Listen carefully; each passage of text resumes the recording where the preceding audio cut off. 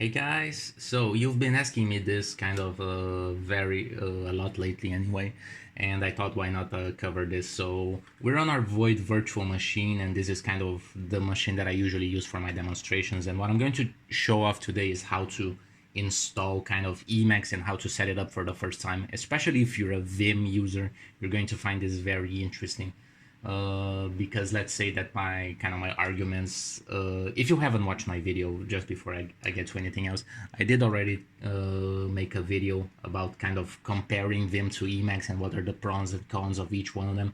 And I do think that this is a matter of pros and cons. That's what I said on that video as well. There are reasons why you would want to use Emacs over Vim and why you would prefer it the other way around. Now, I myself, I think that Emacs is more engaging in terms of what it offers in terms of power, even though it can be considered as more of a bloaty program. It's kind of heavier and it kind of gives you a lot more than you ask for. And in my opinion, this is a good thing. For some people, it may not. Now, if any of my arguments convinced you from that last video again, and you just want a quick and easy way to go from Vim to Emacs very quickly, well, this is the thing that you need. So I'll try to be as brief as possible while explaining what are the kind of the core aspects and concepts that you need to understand about Emacs. So first things first, installation. I'm going to open up a terminal. And I already installed that, but just in case you don't know, so currently I'm on Void Linux, so the command that he used to install is xbps install-s. If you're on, for example, a Ubuntu-based machine, or if you're on Debian-based better, you're going to use apt-get install, and then you're going to install Emacs. Emacs, it depends on kind of which repository you're using, but if you install Emacs on the Void repository, you also need to install Emacs X11. And in fact, Emacs X11 is kind of the graphical version. So I don't remember if this is the same on the Ubuntu repository. I think on the Ubuntu repository, you just need to type in Emacs, and it's going to install the graphical version as well as the console version. But do know that if you're on Void Linux, if you issue the xbps install and you ask for Emacs, you're only getting the console version, in fact. But anyway, I already executed this command, so it's already installed. I'm just going to open Emacs. And this is what it looks like, kind of the vanilla version. And before we get to anything else, so why use the vanilla version when there are things like Spacemacs or where are things like Doommax? What I do know is I haven't used any of them extensively, but I don't really like the idea of having a meta distribution of Emacs, in the sense that it's essentially the same program, but it comes with preloaded configuration and preloaded things that I don't know what they are. So in my opinion, I think that having a vanilla Emacs and just having kind of a consistent configuration that you can quickly load from one version to another of the vanilla Emacs is much simpler than having meta distributions of Emacs. So in my opinion, it's more logical again to start from vanilla Emacs and then build your way up, making your own customizations. Now, if you are interested in using Emacs as an IDE, for example, you may also be interested in using Space Emacs because it does come with the evilmode, the Vim key bindings. But this is a matter of taste, I would say. So if you're someone that likes to tinker a lot with their setup, again, you will prefer using the vanilla Emacs and playing around with it. So this is what it looks like by default. And again, the key bindings are very different. So for example, this is kind of the opening page, and you can toggle the behavior of having this opening page. Notice that there is an image inside. Obviously, this is all graphical, so this is one of the big differences with regards to Vim. Now, since we don't have evilmode installed or anything else for that matter, I'm currently moving inside this buffer. This is also called a buffer on the Emacs world. We're we're moving on this buffer using the arrow keys, and I don't really know much of the kind of the real Emacs key bindings because once again I use evilmode on top of it. But I do know that, for example, buffer management, if you want to open up the list of currently open buffers, you're going to type in Ctrl+XB, and this actually lets you refer to buffers as by name. So, for example, there is the buffer scratch, which is kind of where you write Lisp code to be evaluated. So, for example, I don't know, I'm going to use a print. Is it print or is it message? I completely forgot. So we'll talk about Lisp later because Lisp is also another rabbit hole. But as of right now, you don't really need to master any kind of Lisp or Emacs Lisp. You just need to understand kind of some core concepts, I would say. So some other useful key minings for you to know on your Emacs journey. Another thing that's important is you should know how to close kind of, in order to close Emacs, first things first, you can press Ctrl X C, Ctrl X, Ctrl C, sorry, and this will kind of close everything off. And then if I open it again, you can, once again, you can use Ctrl X B in order to kind of open different buffers. And you usually have a very nice package, which is called Helm. And it is set in such a way that it integrates with most of the prompts on Emacs, and it gives you kind of lists. So as of right now, you don't really have a list of the open buffers, but you can apply a little package later, and I'll show you guys how on a future video anyway. I'll show you guys how to improve on this kind of buffer style for Emacs. Now in this case, I'm going to switch to the buffer scratch, and then I can close it. In fact, sorry, I'll do this. I'll switch to the scratch. That's how you write it, right? I think you do have to use the asterisks like this.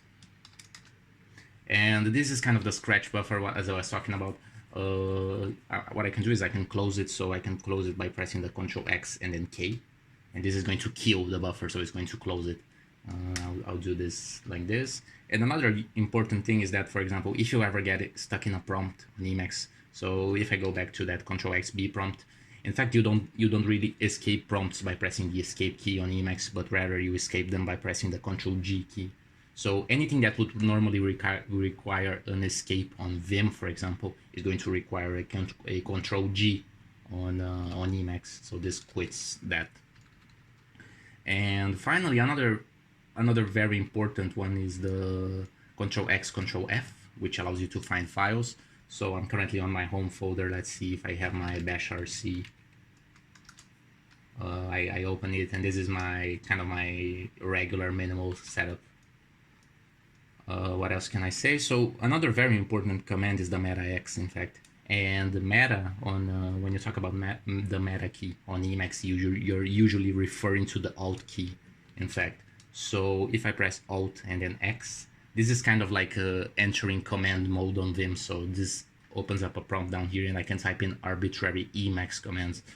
So one thing that you're going to want to do out of the box on Emacs is you're going to use the install the package install command. This is what allows you essentially, as the name suggests, to install packages. So what happens is that Emacs has kind of a native package management system, and it has repositories, all that kind of stuff. So if I type that in, you'll notice that it's connecting to the repository, and I'm going to look for evil. I think it's either evil or evilmode.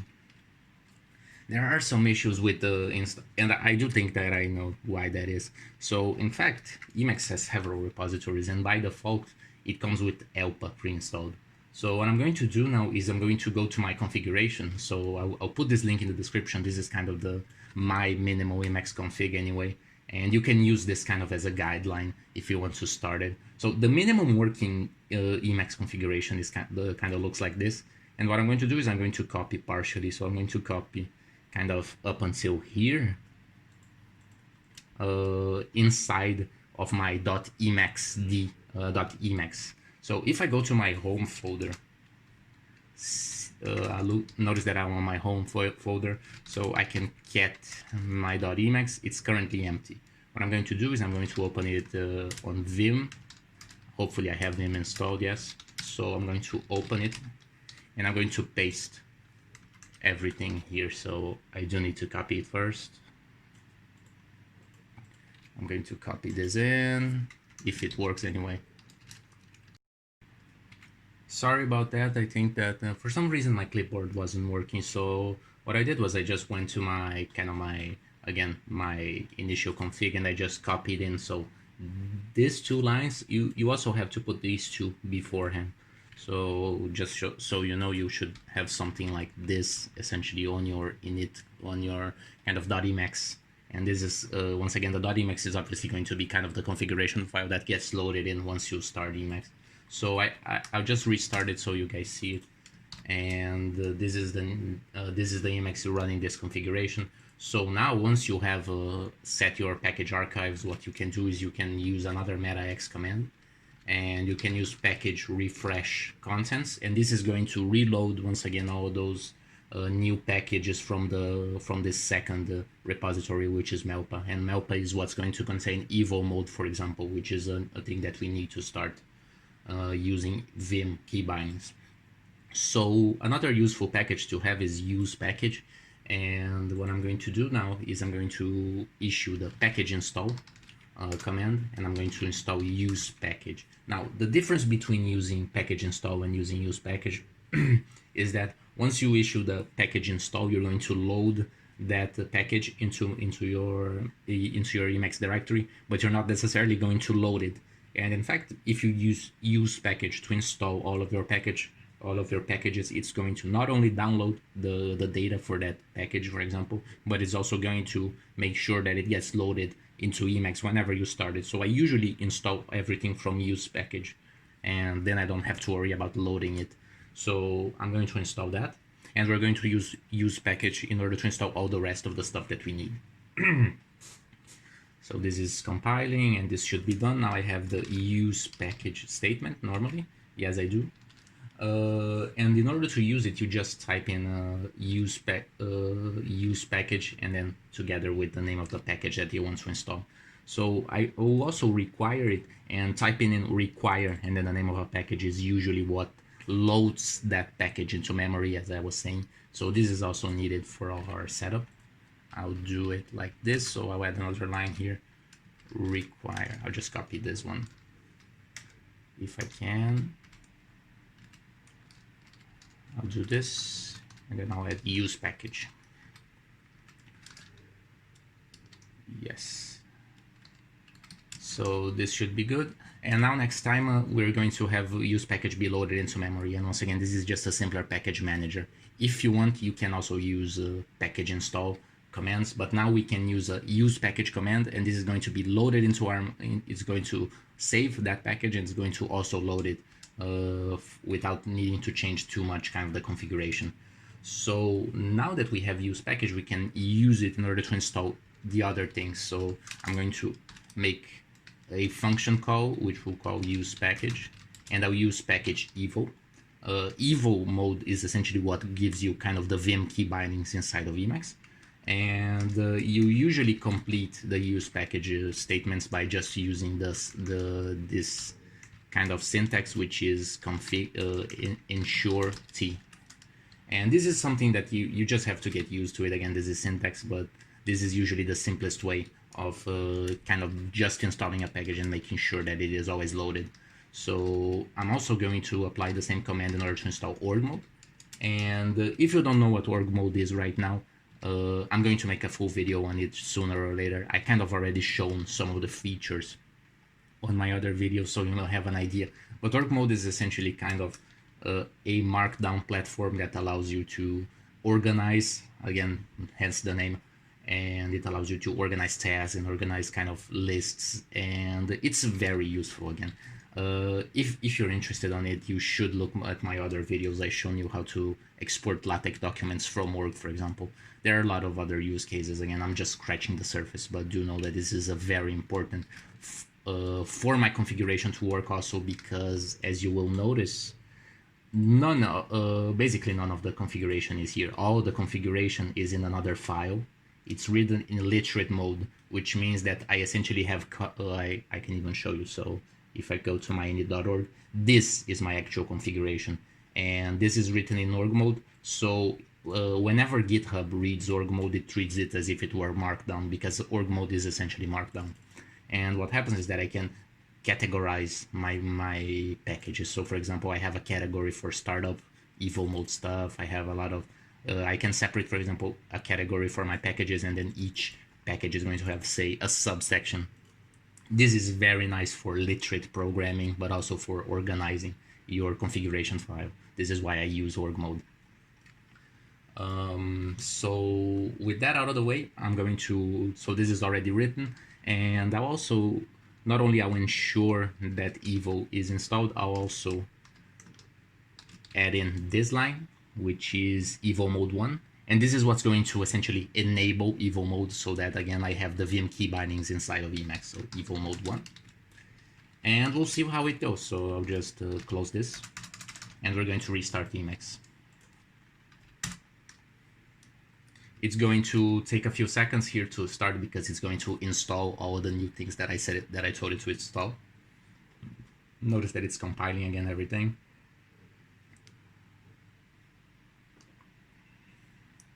So yeah, it's installing evil mode. And once again, once that is done, you essentially have Vim. So once you have evil mode installed, you'll have Vim inside of Emacs. And then there are customizations that you can do, but already this should be kind of okay. I think that this is just a no warning, so we can ignore it. Now, I'm using HJKNL in order to move about.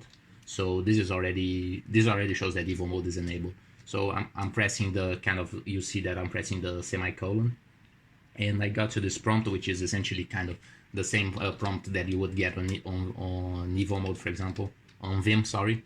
So this is kind of a buffer. I think that this is not read only, so what I'm going to try to do is I'm going to apply a substitution, for example, just to show. So I'll change the word view to something else, for example, view, I don't know, G. And notice, okay, the buffer is read only, but you can get the idea. So I'll go to my scratch buffer, and I'll try to do the same thing. So I'll choose another word.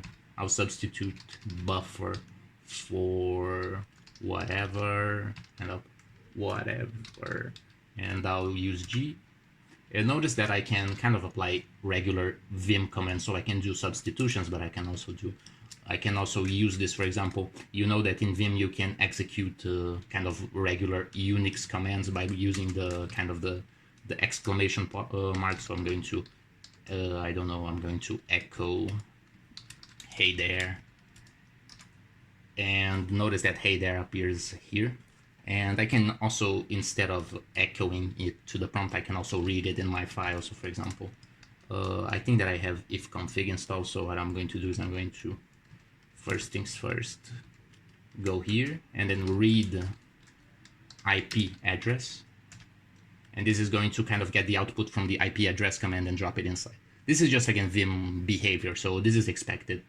And this is already kind of Vim already, so this is essentially Vim working inside of Emacs, and I'll make some future videos again regarding the customizations that I want. So if you don't want to think too much about it, you can just take a brief look at my configuration, and you can add this last line here, which is org babel load file. You can also git clone all this, and then you can kind of point this file to the myinit.org file, and in this case this is this one.